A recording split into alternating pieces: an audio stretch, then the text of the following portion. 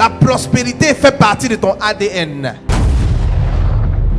Donc c'est sûr que toi tu seras prospère. À moins que tu ne marches pas avec cette réalité. Ou bien tu refuses cette réalité. C'est là seulement que quelqu'un va vivre en tant que chrétien et ne sera pas prospère. Pourquoi? Parce que tu refuses cette réalité de Jésus-Christ. Je dis je refuse la pauvreté sur ta vie au nom de Jésus. Amen. Après ce que tu reçois la prospérité. Je reçois. Que tes enfants soient prospères. Je reçois. Ton mari soit prospère. Je reçois. Dans tout ce que tu fais. Amen. La prospérité. Amen. Au nom de Jésus-Christ. Amen.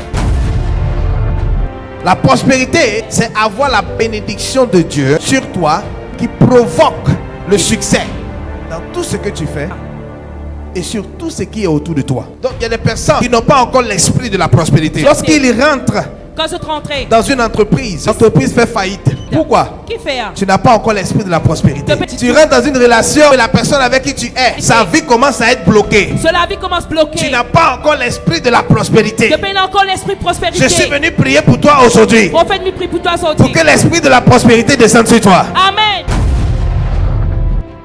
Est-ce que quelqu'un me comprend ici? Amen. Quand tu transportes l'esprit de la prospérité, quand tu transportes l'esprit de prospérité, tous les gens qui sont autour de toi, toutes les personnes, tout le monde qui est autour de toi, automatiquement commence à prospérer. Ils commencent à prospérer. Ils commencent à sentir un changement dans leur vie. Commencent à sentir un changement dans la vie. Amen. Alléluia. Amen. Il y a quelqu'un qui m'a dit, homme de Dieu, depuis que j'ai commencé à venir dans ton ministère, j'ai acheté ma maison. Ma maison que je voulais acheter. Dès que j'ai commencé à mettre mes pieds ici, dès que je commence à mettre mes pieds ici, j'ai acheté ma maison. Je reçois cela aussi au nom de Jésus. C'est l'esprit de la prospérité. La prospérité, ce n'est pas seulement l'argent. Parce que quand on parle de prospérité, ça signifie beaucoup de choses. Il signifie beaucoup de choses. Même ta santé. Même de la santé. Peut ne pas aller. Capable pas bien. Ta santé, tu peux être pauvre en santé. Tu es capable pauvre en la santé. Aujourd'hui, ça va bien. Aujourd'hui, bien. Demain, ça ne va pas. Demain, il pas bien. Aujourd'hui, tout est OK. Aujourd'hui, tout OK. Une semaine après, ça ne va pas. Une semaine après, ça pas bien. Ce genre de personnes, là, ils sont pauvres en santé. Vous êtes pauvres en la santé. Donc, quand on parle de prospérité, quand nous parlons de prospérité, c'est aussi la restauration de ta santé. C'est aussi restauration de la santé. Ça parle aussi de ton bien-être. Aussi de bien-être. Après ce culte d'aujourd'hui, après sa culte d'aujourd'hui, reçois une dimension surnaturelle. Reçois la prospérité au nom de Jésus. La prospérité concerne aussi ton esprit, ton corps et ton âme. Il y a des gens qui ont l'argent mais qui ne sont pas en joie. Ils ont l'argent. Ils ont un bon travail. Mais ils ont envie de se suicider. Donc la prospérité, ce n'est pas seulement dans l'argent. Ça concerne ton bien-être. Il concerne aussi ton bien-être. Est-ce que quelqu'un me comprend ici? Amen. Dis Seigneur, donne-moi la prospérité. Aujourd'hui. Au nom de Jésus. Amen. Amen. Donc quand tu transportes l'esprit de la prospérité, quand tu arrives dans une famille, tout le monde commence à prospérer. Tu n'es pas un sujet de malédiction. Tu es un sujet de bénédiction. Amen. Mais quand tu viens acheter quelque chose, peut-être il n'y a pas de client. Peut-être pas aucun client. Mais quand toi tu viens acheter, tout le monde commence à venir acheter. C'est l'esprit de la prospérité. Amen. Reçois cela maintenant au nom de Jésus.